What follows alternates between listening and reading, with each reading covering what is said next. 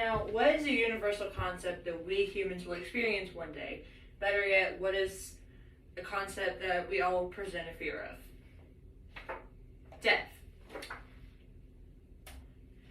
Inevitably, we will experience death, and whether or not we are prepared for it, someone else, aka a forensic pathologist, is, and will ensure that the death is not premeditated in a test known as an autopsy.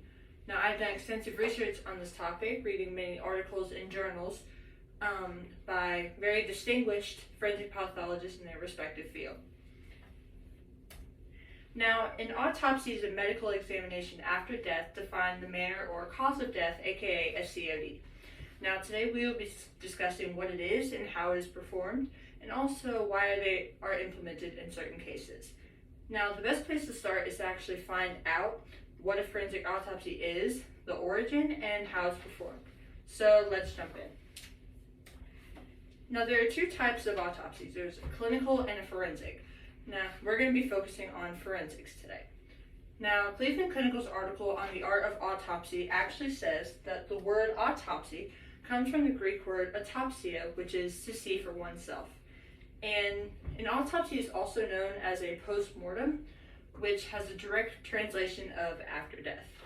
Now, forensic autopsies are used by pathologists in investigations in extreme cases like homicides and suicides, to also simple cases that merely present a concern of the cause of death.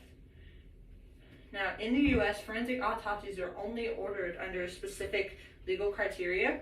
In brief, the National Library of Medicine says all deaths of unnatural manner, so homicide, suicide, accidents, and unexpected deaths, necessitate a legal investigation, and a standard autopsy is part of that evidence gathering process.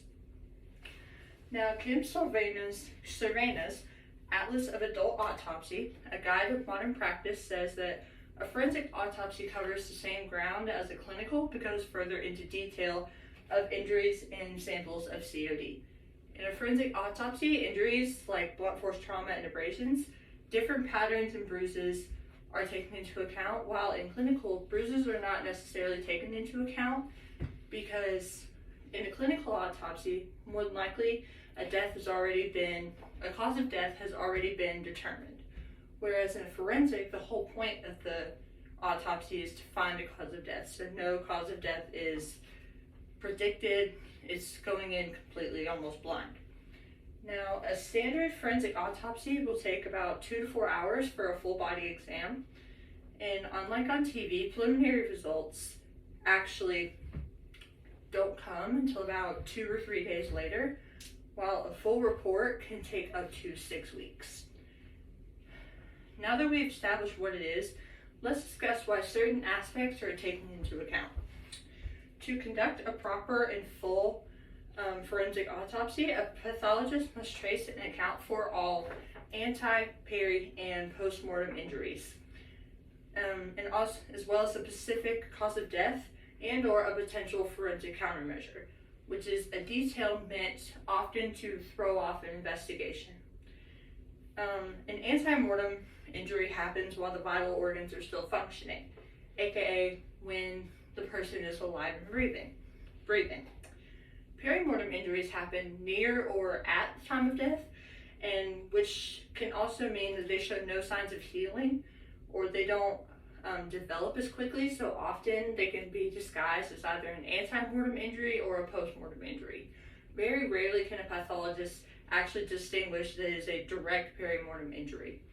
Now, post-mortem, as said before, occurs after the point of death and can be associated with overkill. And in conclusion, in summary, an autopsy is, like I said, a medical examination after death to find the manner or cause of death, aka a COD. And today we discussed what it is and how it's performed, and also why they're implemented in certain cases. So the next time when you hear about a tragic death, think about the justice and closure that one simple exam can bring to one's passing.